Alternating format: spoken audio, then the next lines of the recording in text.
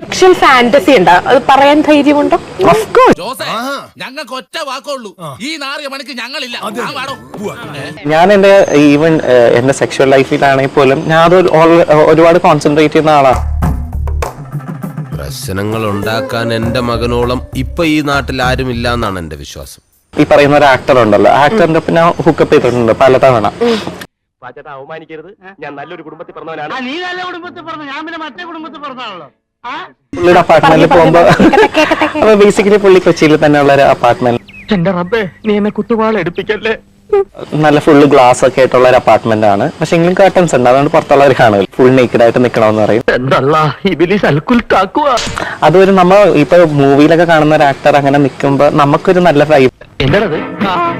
എനിക്കൊരു പിടിയും കിട്ടുന്നില്ല. അല്ലെങ്കിൽ ഞാൻ പറയാം എക്സിക്യൂട്ടീവ് സ്റ്റൈലിൽ നിൽക്കണമെന്ന് പറയും, അല്ലെങ്കിൽ ഒരു സ്പെസിഫിക് അണ്ടി മാത്രം ഇട്ട് നിൽക്കണമെന്ന് പറയും.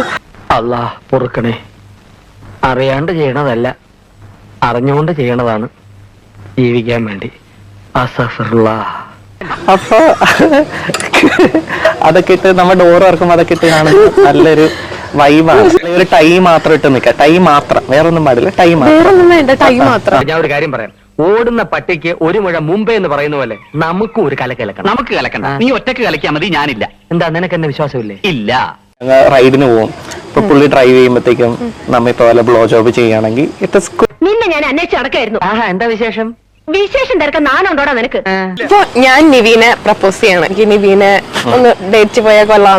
സാരമില്ല സാർ, ഒരബദ്ധമൊക്കെ ഏത് പോലീസുകാരനും പറ്റും. അതൊക്കെ ഞാൻ പറയാണെന്ന് ചോദിക്കും. നിവി എന്തായിരിക്കും എന്നോട് റെസ്പോണ്ട് ചെയ്യും? ഒരുമാതിരി ദിനകൊണ്ടൊന്നും പറയിപ്പിക്കരുത്. നിങ്ങളൊന്ന് മെല്ലെ പറയും. 4 പെൺകുട്ടികളായിട്ട് നമ്മുടെ ഉള്ള മാനം കൂടെ കപ്പൽ കയറുമെന്ന്. എനിക്ക് അടിയിൽ പോയി പൂജിക്കാൻ ഒരു വിഗ്രഹം വേണം. വയറ് കുറയ്ക്കാനുള്ള എക്സസൈസ് ആണ്. അല്ലടാ, കമ്പി വളയ്ക്കാനുള്ള എക്സസൈസ് ആണ്. എന്നിട്ട് കമ്പി വളഞ്ഞിട്ടില്ലല്ല. അതൊരു തുമ്പിക്കൈ അവളോട് അത്രോളം സ്വാമി, ഇന്ന് പൊളിക്കുഞ്ഞ്.